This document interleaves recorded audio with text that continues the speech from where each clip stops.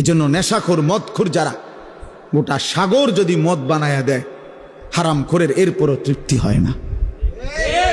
দেখেন যারা মদখোর, নেশাখোর, গাঁজাখোর, ফুট্টাখোর, বাবাখোর, ডাইলখোর, হারামখোর, এগুলো লানত তার উপরে। আল্লাহ রসুল বলছে মুদমিনু খামরিন, যে নেশাখোর তার জন্য জান্নাত হারাম, হারাম তার জন্য জান্নাত হারাম।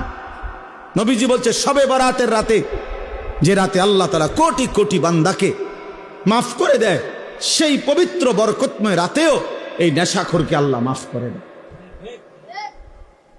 মাফ করে। এর জন্য যুবক, এক ফোঁটা নেশার সাথে যদি কারো সম্পর্ক থাকে, রহম করো নিজের উপরে, ছেড়ে দাও। বলে এক দুই ফোঁটায় কিচ্ছু হবে না, না খোদার কসম, এক ফোঁটাও হারাম। কুল্লু মা আসকারা ফাকালিলুহু ওয়া কাসীরুহু হারাম। নবীজি সাল্লাল্লাহু আলাইহি সাল্লামের হাদিস, যা নেশা তৈরি করে তা সামান্যও হারাম, বেশিও হারাম। পেশাবের এক ফোঁটা খেয়ে দেখো, পায়খানার এক ফোঁটা, এক সামান্য পায়খানা খেয়ে দেখো, সামান্যই তো এটা।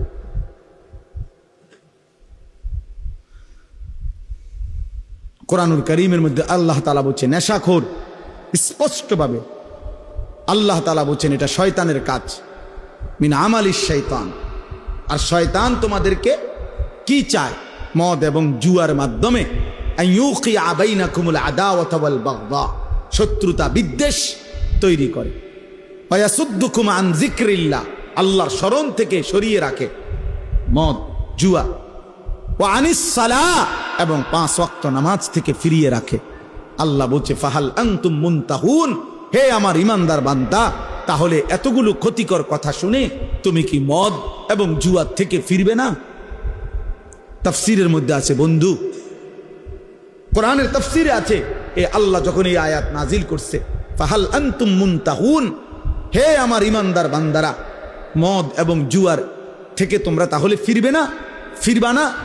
তো সাহাবায়ে কেরাম সবাই তখন নবীজির সামনে যারা উপস্থিত শুনছে নবীজির জবানে এই আয়াত সাথে সাথে সাহাবীরা বলছে, 2 হাত তুলে আল্লাহকে সাক্ষী রেখে বলছে ইয়া রাব্বি কাদ ইনতাহাইনা ইনতাহাইনা, হে আল্লাহ আমরা ছেড়ে দিলাম, ছেড়ে দিলাম। এজন্য এখনো তোমরা সবাই বলো যে আল্লাহ আমরা ছেড়ে দিলাম। বলেন, হাত উঠান, হাত উঠান, বলেন, বলেন আমরা আল্লাহ ছেড়ে দিলাম। আল্লাহ তৌফিক দান করে। অর্থ হইল আমরা সবাই নেশা করি, আমি এটা বলি নাই, বুঝানোর উদ্দেশ্য হইল যে আল্লাহর নাফরমানির থেকে আমরা বিরত থাকবো। একক ব্যক্তিকে তো দাঁড়া করানো লজ্জার বিষয়, এজন্য সবাই মিলে হাত তুললাম। নির্দিষ্ট একদিন একজনকে চিহ্নিত করা, এটা তো তার জন্য আত্মমর্যাদার বিষয়। আল্লাহ বুঝার তৌফিক দান করেন। প্রিয় ভাই আমার, বাপ আমার, আমাদের এটা উচিত, আমাদের এটা উচিত। আমি যে 3টা আয়াত পড়ছি, এই 3টা আয়াতের সূরা বাকারার মূল বক্তব্য এই কথাটা যে নিজের ঈমান শুধু জবানের উচ্চারণ যথেষ্ট না, বরং কর্মের প্রমাণ দিলে মুমিন হয়, মজবুত হয়, ঈমান মজবুত হয়, ঈমান ঠিক থাকে। যদি কেউ জবানে তো বলে আমি আল্লাহকে মানি, আখিরাতকে মানি, কিন্তু কর্মে আমলে বাস্তবে ঈমান ইসলামের যদি তার মধ্যে নমুনা না থাকে, খোদার কসম আল্লাহ বলছে সেই মুমিন না, সে মুনাফিক। এই আয়াতে এটা বলছে মুনাফিকের চিহ্ন অমিনান নাসি মান ইয়াকুলু আমান্না বিল্লাহি ওয়া বিল ইয়াউমিল আখির। আল্লাহ বলেন বহু মানুষ আছে এমন যারা জবানে বলে আমি আল্লাহকে মানি, মুখে পরিষ্কার বলতেছে আমি আল্লাহকে মানি, আখিরাতকে মানি, কিন্তু আল্লাহ নিজে বলতেছে ওয়া মা হুম বিমুমিনিন, না না না, এরা মুমিন না, এরা মুমিন না, এরা মুনাফিক, এরা মুনাফিক। এজন্য প্রিয় বন্ধু, জবানে আল্লাহকে মানি, এটা যে কাউকে জিজ্ঞেস করলে এখানে বলবে আমি আল্লাহরে মানি। আখিরাত মানো কিনা? বলবে হ্যাঁ মানি। তাহলে যদি আল্লাহকেই মানো, আখিরাতকেই মানো, তো চেহারা এমন কেন? সেজদা ছুটে গেছে যে ভাইয়ের, যেই বাবার, কেন নামাজ ছুটে গেল? আল্লাহকে মানলে নামাজ পড়লেন না কেন? আখিরাতকে মানলে নামাজ পড়লেন না কেন? আপনি বলতেছেন ক্ষুধার্ত, তো ভাত খাচ্ছেন না কেন? বলতেছেন পিপাসার্ত, তো পানি পান করছেন না কেন? বলতেছেন জান্নাত পেতে চাই, তোর সেজদা দিচ্ছেন না কেন? বলছেন জাহান্নাম থেকে বাঁচতে চান, তো হারাম ছাড়ছেন না কেন? বলেন কেন ছাড়ছেন না? ইনসাফের সাথে বলেন, ইনসাফের সাথে বলেন। প্রিয় ভাই, নিজের উপরে দয়া করো। সার্টিফিকেট দেখে মুসলমান না, হাসরের ময়দান ভোটার আইডি কার্ড দিয়ে না, জন্ম নিবন্ধন সনদ দিয়ে না, পাসপোর্ট দিয়ে না, সেজদা দিয়ে, সেজদা আল্লাহর গোলামি, আল্লাহর বন্দিগি দিয়ে প্রমাণ করতে হবে আমার দিলের মধ্যে কালেমা, আমার জবানে কালেমা, আমার সারা দেহে কালেমার প্রতিচ্ছবি, ইমানের প্রতিচ্ছবি, তাইলেই আমি মুমিন, নাই তো মুনাফিক। নাই তো কি বলেন না? নাই তো কি? এই যে শুনলেন, আল্লাহ বললেন ওমাহুম, হে কয় আমি আল্লাহরে মানি, আল্লাহ কয় না। হে কয় আমি আখিরাত মানি, আল্লাহ কয় না। তুমি মুমিন না।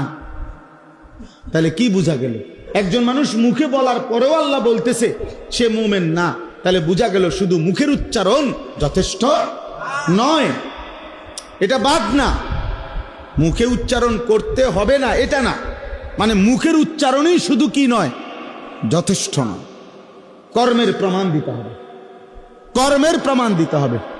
আমলের ঘাটতি মুনাফিকের চিহ্ন, আমলের অলসতা মুনাফিকের চিহ্ন, মুনাফিকের চিহ্ন। কোরআনুল কারীম থেকে আমি শুনাই বাবা, কোরআন আল্লাহ স্পষ্ট বলছে, সূরা তাওবার মধ্যে আছে মুনাফিক কেমন, কারা, আল্লাহ পরিষ্কার বলছে ওয়ালা ইয়াতুনাস সালাতা ইল্লা ওয়াহুম কুসালা। আল্লাহ বলে মুনাফিক তারা যারা নামাজে আসে না, আর যদি আসেও অলস ভাবে। প্রথমত নামাজেই আসে না, দ্বিতীয়ত যাও কুদ্দুরা আসে তাও জান চলে না, অলস। কুসালা মানে অলস। এই যে অলসতার কথা একটু আগে কইছি, অলসতা ইমানের কাজে, আমলের কাজে খোদার কসম সরাসরি মুনাফিকের চিহ্ন। ওয়ালা ইউনফিকুনা ইল্লা ওয়াহুম কারিহুন। আর দ্বিতীয়ত আল্লাহ বলে মুনাফিকের চিহ্ন যারা আল্লাহর রাস্তায় খরচ করে না, যদিও করে তো প্রচন্ড অনিচ্ছা সত্ত্বে।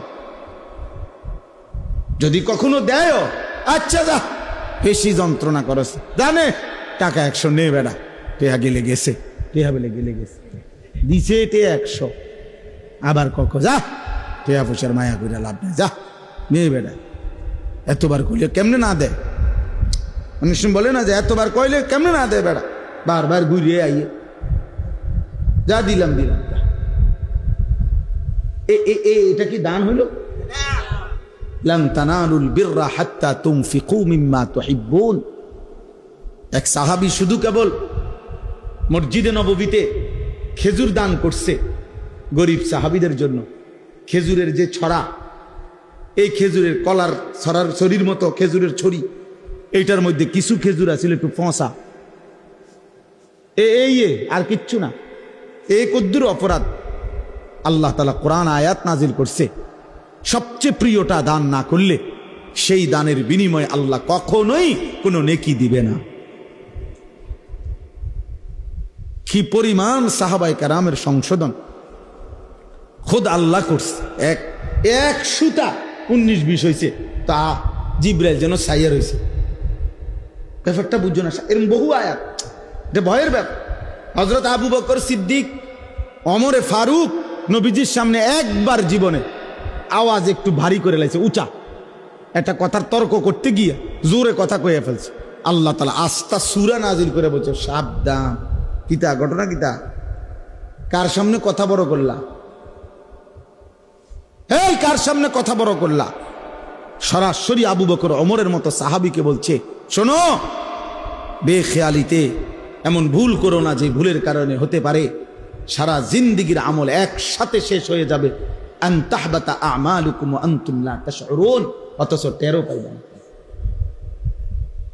সেই পর শেষ পর্যন্ত হযরত আবু বকর সিদ্দিক রাদিয়াল্লাহু তাআলা আনহু কিছুদিন এত আস্তে কথা বলতেন যে নবীজি আবার ডাককে আনতে হইতো, আবার কও কিতা কইছো বুঝি না। আর ওমর অজরে কাঁদতেছিলেন, ওমর শুধু কাঁদতেই ছিলেন, কথাই বলা বন্ধ করে দিয়েছেন। আল্লাহ নবী জিজ্ঞাসা করলেন, ওমর কথা বলো না কেন?